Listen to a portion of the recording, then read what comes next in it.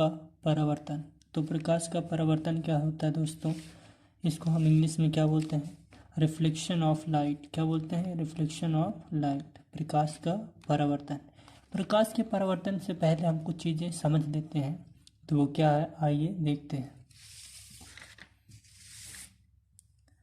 तो बात करें अगर प्रकाश के परावर्तन से पहले, तो अगर हम प्रकाश की बात करें तो प्रकाश क्या होता है दोस्तों, प्रकाश को इंग्लिश में बोलते हैं लाइट। क्या बोलते हैं, लाइट।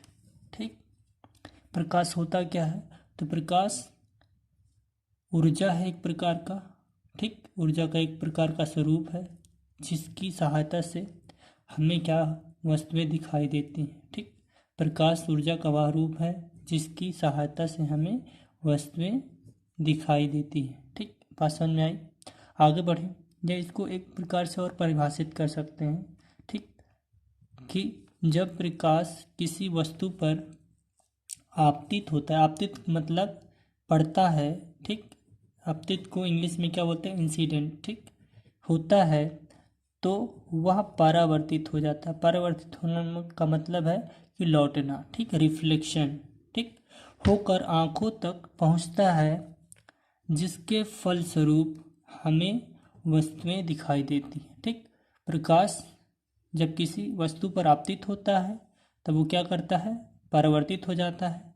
ठीक, और वो परावर्तित होकर हमारे आंखों पर पड़ता है, फिर क्या होता है, इसके कारण वस्तु हमको दिखाई देती है। बस सिंपल सी बात है। ठीक, आगे बात करते हैं प्रकाश के स्रोत क्या है। तो प्रकाश आता कहाँ कहाँ से है, इस बात को समझें। तो प्रकाश का स्रोत यानी लाइट ऑफ सोर्स। ठीक, तो प्राकृतिक स्रोत है पहला। तो प्राकृतिक स्रोत में हमारा क्या है, सूर्य है, जैसे तारे हैं हमारे। ठीक, ये सब क्या है, प्राकृतिक स्रोत। ठीक, और कृत्रिम स्रोत क्या है, तो कृत्रिम स्रोत जो मानव द्वारा निर्मित स्रोत है, जैसे मोमबत्ती, विद्युत बल्ब आदि। ठीक, इनके आधार पर प्रकाश को दो प्रकार से बांटा गया है। ठीक, पहला है प्राकृतिक स्रोत। ठीक, तो प्रकाश के पहला स्रोत है वो है दीप्त। क्या, दीप्त प्रकाश स्रोत, इसको ल्यूमिनस सोर्स कहते हैं। ठीक, तो इसके बारे में बात करें तो वे प्रकाश स्रोत जो स्वयं प्रकाश उत्पन्न करते हैं। ठीक, वो क्या करते हैं, स्वयं को प्रकाश उत्पन्न करते हैं। ठीक, तो वो क्या बोले जाते हैं, दीप्त प्रकाश स्रोत। ठीक, जैसे उदाहरण की बात करें, जैसे सूर्य है, सूर्य प्रकाश उत्पन्न करता है। ठीक, जैसे तारे हैं, ये भी क्या करते हैं, प्रकाश उत्पन्न करते हैं। ठीक, विद्युत बल्ब हमारा है, ये भी क्या करता है, प्रकाश उत्पन्न करता है। तो ये किसके अंतर्गत आएगा, तो ये दीप्त प्रकाश स्रोत के अंतर्गत आएगा। आगे बात करें दूसरा, तो वो है अदीप्त प्रकाश स्रोत। ठीक, अदीप्त प्रकाश स्रोत को इंग्लिश में बोलते हैं नॉन ल्यूमिनस सोर्स। ठीक, तो ये वे प्रकाश स्रोत होते हैं जो स्वयं प्रकाश उत्पन्न नहीं कर सकते हैं। ठीक, जो स्वयं प्रकाश उत्पन्न नहीं करते हैं उन्हें क्या बोलते हैं हम, अदीप्त प्रकाश स्रोत। ठीक, बात समझ में आई। बल्कि ये क्या काम करते हैं, दीप्त प्रकाश स्रोतों के प्रकाश को परावर्तित कर प्रकाश देते हैं। ठीक, जो दीप्त प्रकाश स्रोत होते हैं जैसे सूर्य है, ठीक, तारे हैं, इनसे क्या काम करते हैं, प्रकाश को ऑब्जर्व करते हैं, फिर ये क्या करते हैं, रिफ्लेक्ट करके प्रकाश उत्पन्न करते हैं या चमकते हुए दिखाई देते हैं। ठीक, जैसे अगर उनमें बात की जाए तो हमारा चंद्रमा है, तो चंद्रमा में स्वयं का प्रकाश नहीं होता है, वो सूर्य के प्रकाश से क्या करता है, ऊर्जा को लेता है। ठीक, और परावर्तित होकर चमकता है। ठीक, और हमारा कांच भी है, कांच में कोई स्वयं का प्रकाश नहीं होता, जब हम उस पर लाइट मारते हैं तो हमको चमकता हुआ प्रतीत होता है। ठीक, आगे बात करें तो प्रकाश के कुछ गुण, अगर हम आगे बात करें तो क्या है वो, प्रकाश का गुण। तो प्रकाश का गुण क्या होता है, ठीक, तो प्रकाश स्वयं अदृश्य होता है। ठीक, परंतु इसकी उपस्थिति में वस्तुएं हमें दिखाई देती हैं, यानी कि जो हमारा प्रकाश होता है उसके अंदर क्या हो, वो अदृश्य होता है। ठीक, उसे हम देख नहीं सकते हैं। ठीक, परंतु इसकी उपस्थिति में वस्तुएं हमें दिखाई देती हैं, लेकिन प्रकाश की वजह से हम क्या करते हैं, वस्तुओं को देख पाते हैं। इसका ये पहला गुण हो गया। ठीक, दूसरा गुण है प्रकाश सरल रेखा में गमन करता है। क्या करता है, प्रकाश सरल रेखा में गमन करता है, यानी कि सरल रेखा में ही चलता है। ठीक, ऐसे वो सीधी रेखा में चलता है। ठीक, बात समझ में आई। आगे बढ़ते हैं। तीसरा गुण है प्रकाश निर्वात में भी गमन करता है, यानी प्रकाश को किसी माध्यम की जरूरत नहीं पड़ती, वो बिना माध्यम के वो गति कर सकता है। ठीक, आगे चौथा मैं बात करूँ गुण की, तो प्रकाश को कोई माध्यम की आवश्यकता नहीं होती। मैंने अभी बताया कि प्रकाश एक निर्वात में चल सकता है, उसको किसी माध्यम की आवश्यकता नहीं होती है। ठीक, पांचवा है प्रकाश विद्युत चुंबकीय तरंगों के रूप में गमन करता है। ठीक, तो प्रकाश जिस प्रकार चलता है वो किस प्रकार में चलता है, तो वो विद्युत चुंबकीय तरंगों के रूप में वो गति करता है। ठीक, आगे बात करें हम छठा की, तो प्रकाश पारदर्शी माध्यम से जैसे कांच, वायु में से क्या करता है, गुजर सकता है, परंतु अपारदर्शी माध्यम से नहीं गुजर सकता। ठीक, पारदर्शी माध्यम कौन कौन सा होगा, जैसे लकड़ी है, पत्थर है, ये सब। तो पारदर्शी का मतलब होता है जो आर पार की वस्तुएं हमें दिखाई देती हैं, वही क्या होता है, पारदर्शी। जैसे हमारा कांच है और वायु है। ठीक, समझाई बात। आगे बात करें अपारदर्शी की, तो अपारदर्शी में जैसे हम उसके आर पार ना देख सकें, उसे क्या बोलते हैं, अपारदर्शी। ठीक, जैसे पत्थर और लकड़ी। ठीक, आगे सातवां बात करें, तो प्रकाश की चाल निर्वात में कितनी होती है, 3 × 10⁸ मीटर प्रति सेकंड होती है। ठीक, इसको आपको ध्यान में रखनी है, क्योंकि आपके सवाल में भी ये पूछ लिया जाता है। ठीक, आगे बात करें, तो प्रकाश जब एक माध्यम से दूसरे माध्यम में गुजरता है तो वह अपने पथ से विचलित हो जाता है। ठीक, प्रकाश अगर एक माध्यम से दूसरे माध्यम में जाता है तो वो क्या करता है, वो अपने पथ को चेंज कर लेता है। ठीक, जैसे यहाँ पर समझिए थोड़ा सा, जैसे मान के लिए ये है पानी, ठीक, और ये है कांच। ठीक, पानी से अगर कांच में प्रकाश आ रहा है, ठीक, तो ये क्या करेगा, ये सीधा ऐसे नहीं जाएगा, क्या करेगा, यहाँ से विचलित हो जाएगा। ठीक, समझ आई बात। ये अपने पथ से क्या करेगा, विचलित हो जाएगा। इसी को क्या बोलते हैं, प्रकाश जब एक माध्यम से दूसरे माध्यम में गुजरता है तो वह अपने पथ से विचलित हो जाता है। ठीक, बात समझ में आई। आगे बढ़े, चलिए आइए आगे बढ़ते हैं।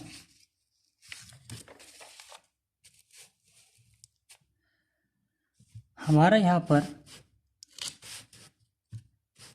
तो दोस्तों आप नौवा भी देख सकते हैं। यहाँ पर नवा क्या है, तो दृश्य प्रकाश तरंगदैर्घ्य, यानी कि जो प्रकाश जिसकी वजह से हम उसमें देख सकते हैं, जितना प्रकाश होना चाहिए वस्तु को देखने के लिए, वो क्या कितना होता है, तो वो होता है 4000 एंगस्ट्रॉम से लेकर 8000 एंगस्ट्रॉम तक होता है। इस बात को आपको नोट करके रखनी है और याद भी रखना है। ठीक, आपको नंबर दिलाने में ये सारी चीज़ें बहुत महत्वपूर्ण हैं। ठीक, आगे बात करते हैं, तो आगे कौन सा है, तो प्रकाशिक माध्यम क्या होता है दोस्तों, तो प्रकाशिक माध्यम को इंग्लिश में बोलते हैं ऑप्टिकल मीडियम। ठीक, तो प्रकाशिक माध्यम होता क्या है, ठीक, तो प्रकाश जिन माध्यमों से होकर गुजरता है उन्हें हम क्या बोलते हैं, प्रकाशिक माध्यम बोलते हैं। ठीक, प्रकाश जिन माध्यमों से होकर गुजरता है, मान के चलिए ये वायु है, ठीक, और ये जल है।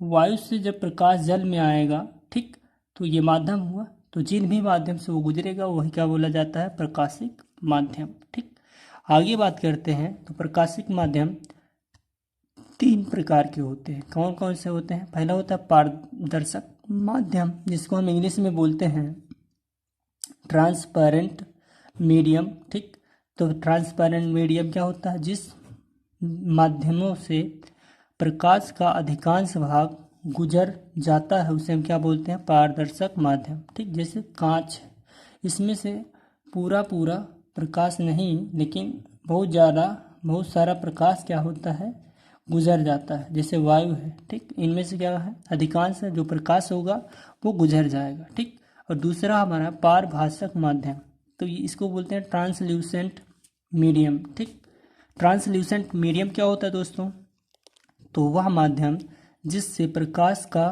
आंशिक भाग, यानी कि थोड़ा सा भाग क्या करेगा, वो गुजर जाएगा, उसे हम क्या बोलते हैं, पारभाषक माध्यम। जैसे अगर हम बात करें, जैसे हमारा घिसा हुआ कांच है, ठीक, या फिर दूषित जल है, तो ये सब क्या हैं, ये पारभाषक माध्यम के अंतर्गत आएंगे। इनमें से आंशिक रूप से क्या करेगा, जो हमारा प्रकाश है वो आंशिक रूप से निकल पाता है बस। ठीक, आगे बात करें तो वो होता है तीसरा अपारदर्शक माध्यम, उसको बोलते हैं ऑपक्यू मीडियम। ठीक, ऑपक्यू मीडियम क्या होता है दोस्तों, तो जिन माध्यमों से प्रकाश का कोई भी भाग नहीं गुजर पाता है उसे हम क्या बोलते हैं, अपारदर्शक माध्यम। यानी कि अपारदर्शक मतलब वो पूरी तरह से उसमें प्रकाश गुजरेगा नहीं, थोड़ा भी नहीं। ठीक, जैसे लकड़ी है, लोहा, ये सब क्या है, अपारदर्शक माध्यम है। ठीक, आगे बात करते हैं तो दोस्तों वो क्या है, तो प्रकाश किरण। प्रकाश किरण क्या होती है, ठीक, जो लाइट है वो किरणें होती हैं, उनको बोलते हैं क्या है, किरण। कैसे समझेंगे कि ये किरण है, तो जब प्रकाश किसी पारदर्शी माध्यम से गमन करता है तब प्रकाश के पथ को प्रकाश किरण कहते हैं। ठीक, तो जब प्रकाश गुजर रहा होता है, ठीक, इन माध्यमों से, ठीक, तो जो किरणें होती हैं उसी को क्या बोलते हैं, प्रकाश किरण। ठीक, समझ में आई बात। और किरणों के समूह को क्या बोलते हैं, प्रकाश पुंज। ठीक, प्रकाश पुंज बेसिकली तीन प्रकार के होते हैं। पहला होता है अभिसारी प्रकाश पुंज। दोस्तों अभिसारी और अपसारी और समांतर प्रकाश पुंज को आपको ध्यान में रखना है, ये सारी बातें आपसे पूछी जाएंगी पेपर में। ठीक, तो क्या होता है अभिसारी, तो प्रकाश, इसको इंग्लिश में बोलते हैं कन्वर्जेंट बीम्स ऑफ लाइट। ठीक, कन्वर्जेंट बीम ऑफ लाइट, अभिसारी प्रकाश पुंज। तो इसको समझेंगे कैसे, तो जब प्रकाश की समस्त किरणें एक ही बिंदु पर मिलती हैं उसे हम क्या बोलते हैं, अभिसारी प्रकाश पुंज। ठीक, तो यहाँ पर आप देख पा रहे होंगे ये डायग्राम बना हुआ है, ये जो प्रकाश की किरणें हैं ये जाके क्या कर रही हैं, एक बिंदु पर जाके इकट्ठा हो जा रही हैं, तो ये क्या बोला जाएगा दोस्तों, तो ये बोला जाएगा हमारा अभिसारी प्रकाश पुंज। ठीक, बात समझ में आई, एक बिंदु पर सारी किरणें जाकर इकट्ठा हो जाएंगे। ठीक, तो इसी को क्या बोलते हैं, अभिसारी प्रकाश पुंज। दोस्तों आगे है हमारा अपसारी प्रकाश पुंज, अभिसारी और अपसारी। ठीक, आप अपसारी का मतलब क्या होता है, डाइवर्जेंट बीम ऑफ लाइट। ठीक, जब प्रकाश की समस्त किरणें एक ही बिंदु से आती हुई प्रतीत होती हैं तो उसे हम क्या बोलते हैं, अपसारी प्रकाश पुंज। ठीक, तो ये एक बिंदु है, यहाँ से प्रकाश कहाँ, सभी एक ही बिंदु से प्रकाश आ रहा है, यहाँ पर आप देख पा रहे होंगे, तो ये क्या बोला जाएगा, अपसारी प्रकाश पुंज। ठीक, तीसरा हमारा है वो क्या है दोस्तों, तो वो है समांतर प्रकाश पुंज। तो समांतर को इंग्लिश में क्या बोलते हैं, पैरेलल बीम ऑफ लाइट। तो ये क्या होता है, तो जब प्रकाश की समस्त किरणें एक दूसरे के समांतर होती हैं उसे क्या बोलते हैं हम, प्रकाश समांतर प्रकाश पुंज। आप देख पा रहे होंगे ये एक दूसरे के समांतर किरणें हैं, तो ये क्या बोली जाएंगी, समांतर प्रकाश पुंज। आइए अब समझते हैं, ये सारी चीज़ें आपको समझ में आ गई होंगी। ठीक, आइए बात करते हैं प्रकाश के मेन टॉपिक परावर्तन के बारे में। ठीक,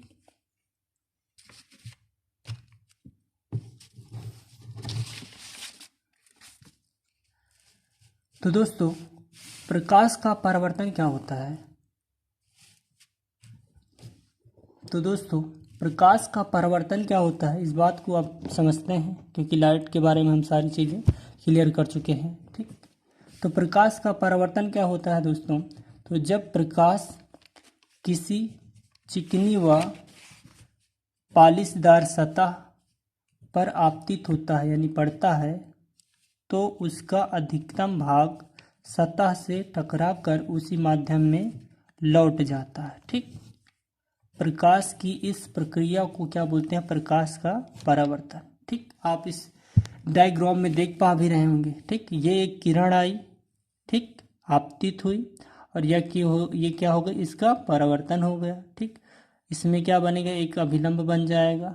ठीक, एक कोण बनेगा जिसको आप, जो आने वाली किरण है उसको आपतन कोण, जो परावर्तित हो गई उसको परावर्तन कोण नाम दिया गया। इसको साइन आई कहते हैं, इसको साइन आर कहते हैं। ठीक, आप देख पा रहे होंगे वीडियो में एक बिंदु होता है जहाँ से प्रकाश परावर्तित होता है, ठीक, तो उसको क्या बोलते हैं, आपतन बिंदु, ठीक, क्या बोलते हैं, आपतन बिंदु। बस समझ में आई। आइए आगे बढ़ते हैं। और प्रकाश के कुछ नियम हैं दोस्तों, इसको आपको ध्यान में रखना है क्योंकि टीचर आपको पेपर में पूछे जाते हैं ये सारी चीज़ें, ठीक।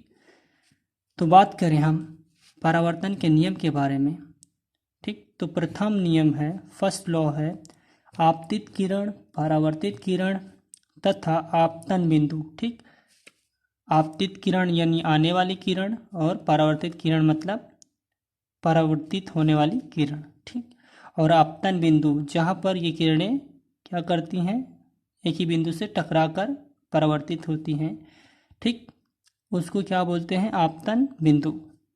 तो आपतन बिंदु पर डाला गया लंब, ये देखिए ये बीच में एक लंब डाला गया है, तो इस पर डाला गया लंब तीनों क्या एक ही पृष्ठ में होते हैं। तो आप देख पा रहे होंगे यहाँ पर ये बिंदु इसी पृष्ठ में है, ठीक, और ये जो लंब डाला गया इसी पृष्ठ में है, और ये जो आने वाली किरण और जाने वाली किरण, परावर्तित होने वाली किरण, ये भी क्या है, एक ही पृष्ठ में है, ठीक। तो तीनों आपतन कोण और परावर्तन कोण और आपतन बिंदु और अभिलंब, ये सारी चीज़ें कहाँ होती हैं, तो ये एक ही पृष्ठ में होती हैं, ठीक। ये बात समझ में आई आपको। आगे दूसरे नियम की बात करते हैं। तो सेकंड लॉ क्या है दोस्तों, तो सेकंड लॉ ये है कि आपतन कोण I सदैव परावर्तन कोण R, यानी कि आपतन कोण ये I, ठीक, और परावर्तन कोण ये R, ये क्या होता है, आपस में बराबर होता है। क्या होता है, आपस में बराबर होता है। अर्थात हम लिख सकते हैं कोण I बराबर कोण R, ठीक। आगे बात करते हैं। तो जब हम प्रकाश पढ़ते हैं तो उसमें प्रतिबिंब भी बनता होगा, ठीक, समझ आई बात, प्रतिबिंब भी बनता होगा। तो प्रतिबिंब क्या होता है दोस्तों, इसके बारे में हम समझते हैं। तो प्रतिबिंब क्या होता है, इसको इंग्लिश में बोलता है इमेज, ठीक। तो वस्तु के किसी बिंदु से चलने वाली प्रकाश किरणें परावर्तन या अपवर्तन के पश्चात जिस बिंदु पर मिलती हैं या फिर मिलती हुई प्रतीत होती हैं, ठीक, उसे या उस बिंदु को, प्रथम बिंदु का क्या बोलते हैं, प्रतिबिंब बोलते हैं, ठीक। ये आप देख पा रहे होंगे यहाँ पर, ठीक। तो यहाँ पर प्रतिबिंब कहाँ बना दोस्तों, तो प्रतिबिंब यहाँ बना, ठीक, समझ पा रहे हैं इस वीडियो में। तो क्या बोलेंगे, यानी कि आपतन कोण, परावर्तन और अपवर्तन के पश्चात जिस बिंदु पर मिलती है किरणें, उसी को क्या बोलते हैं, उस बिंदु का प्रतिबिंब बोलते हैं, ठीक। इस बात को आपको ध्यान में रखना है। प्रतिबिंब दो प्रकार के होते हैं बेसिकली, और वो कौन कौन से हैं। तो पहला है वास्तविक प्रतिबिंब, जिसको हम रियल इमेज बोलते हैं। तो रियल इमेज क्या होता है, जब किसी वस्तु से चलने वाली प्रकाश की किरणें परावर्तन के पश्चात दूसरे बिंदु पर वास्तव में मिलती हुई प्रतीत होती हैं, ठीक, मिलती हुई प्रतीत होती हैं, तो उसे हम क्या बोलते हैं, वास्तविक प्रतिबिंब, ठीक। एक होता है आभासी प्रतिबिंब। तो आभासी प्रतिबिंब क्या होता है दोस्तों, तो जब किसी वस्तु से चलने वाली प्रकाश किरणें परावर्तन के पश्चात दूसरे बिंदु पर वास्तव में मिलती हुई ना प्रतीत हो, ठीक, वास्तव में मिलती हुई ना प्रतीत हो, तो क्या बोली जाती हैं, आभासी प्रतिबिंब। यहाँ पर मिलती हुई प्रतीत होती हैं, यहाँ पर नहीं लिख देना है, फिर ये क्या हो जाएगा, आभासी हो जाएगा, ठीक। अब बात करते हैं दर्पण, जो हम डेली देखते हैं, ठीक, आप देखते होंगे डेली, और सभी लोग देखते हैं, मैं भी देखता हूँ, ठीक। तो मिरर क्या होता है दोस्तों, तो यदि किसी चिकने या पारदर्शी मध्यम तल के एक पृष्ठ को पर कलई या लाल ऑक्साइड का लेप करके दूसरे पृष्ठ को परावर्तक पृष्ठ बना दिया जाता है या जाए, यह निकाय दर्पण या मिरर कहलाता है, ठीक। तो आप देख पा रहे होंगे ये कोई कांच है, ठीक, और इस पर क्या ये किया गया, ये कलई कर दी गई, इसको पेंट कर दिया गया, ठीक। तो ये जो ये वाला तल है, ये वाला तल, ये क्या बन गया, परावर्तक पृष्ठ बन गया। तो हम क्या कर सकते हैं, प्रकाश इस पार नहीं जा पाएगा, ठीक। जो भी प्रकाश रहेगा इसीलिए हम यहाँ पर कोई भी मनुष्य खड़ा हो जाता है तो उसको अपना चेहरा दिखाई देता है, ठीक। समझाई बातें दोस्तों। अब अगले वीडियो में हम आगे चर्चा करेंगे। तब तक के लिए जय हिंद, जय भारत। और वीडियो में अंत तक रहने के लिए थैंक यू वेरी मच। और चैनल को लाइक और सब्सक्राइब करने के लिए ना भूलें। चलिए इस तरह की वीडियो का एंजॉय करते रहिए। जय हिंद, जय भारत।